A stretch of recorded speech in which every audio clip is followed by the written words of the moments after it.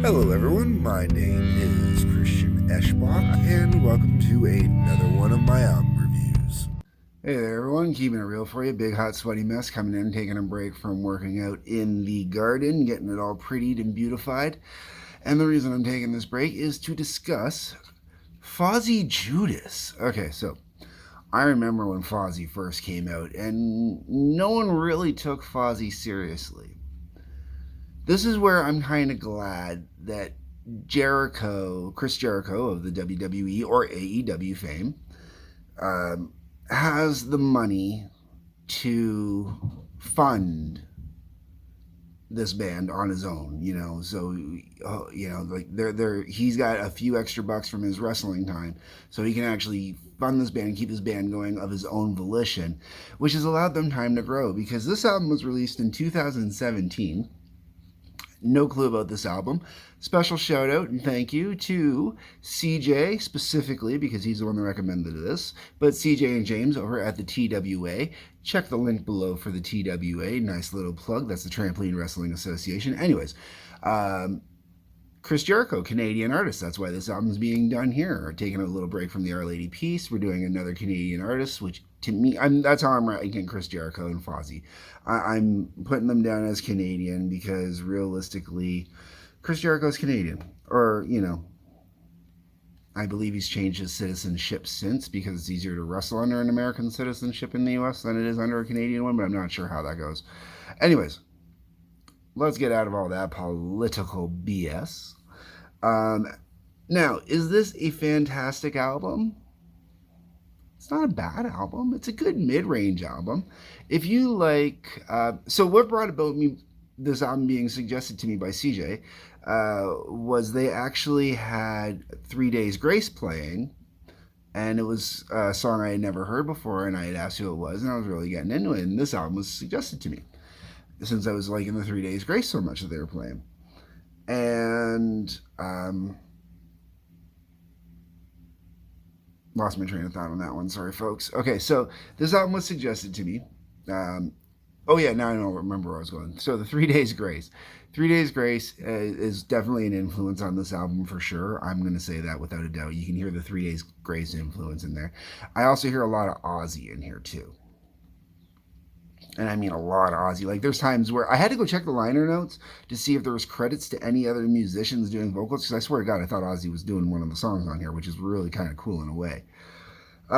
So the album opens up with the title track Judas. Now, if you're one of my regular viewers, you may have heard me mention before that I generally don't like songs with the name Judas. This is an exception. This one falls up there with Judas Rising from Judas Priest. And this one's just really good. It kicks off the album really nice. Got the right groove to it, hooks you in, lets you know what this album is going to be like, gives you a good idea of this album. Moving on there, we go to Drinking with Jesus. Okay, so Drinking with Jesus. Well, the name title sounds kind of eh. This is actually a very... Oh, there is another band that actually has a lot of influence on here, and that'd be who this song reminds me of, and that'd be Nickelback.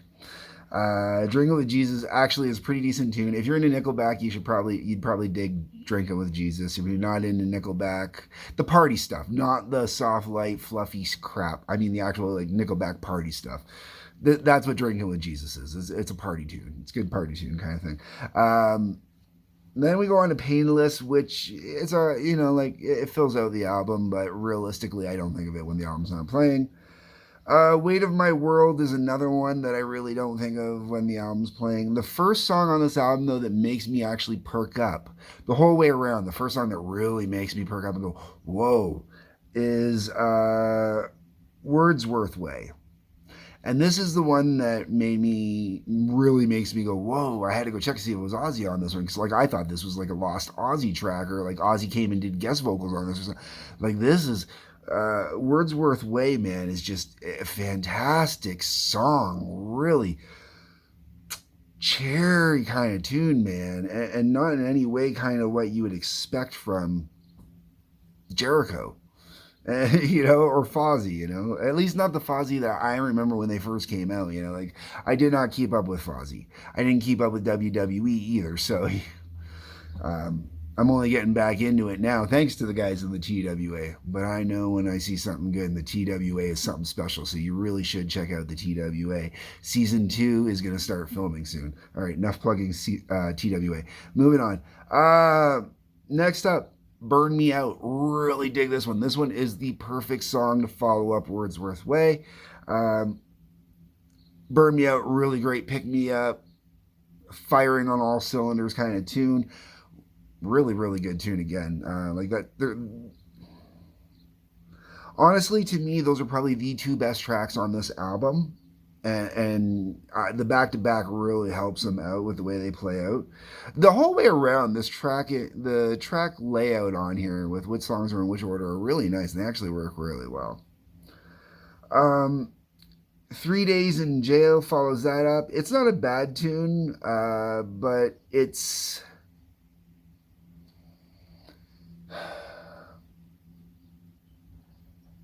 a little too Linkin Park for me. I think it's 3 Days in Jail I'm thinking of. That's the one that's a little too Linkin Park for me.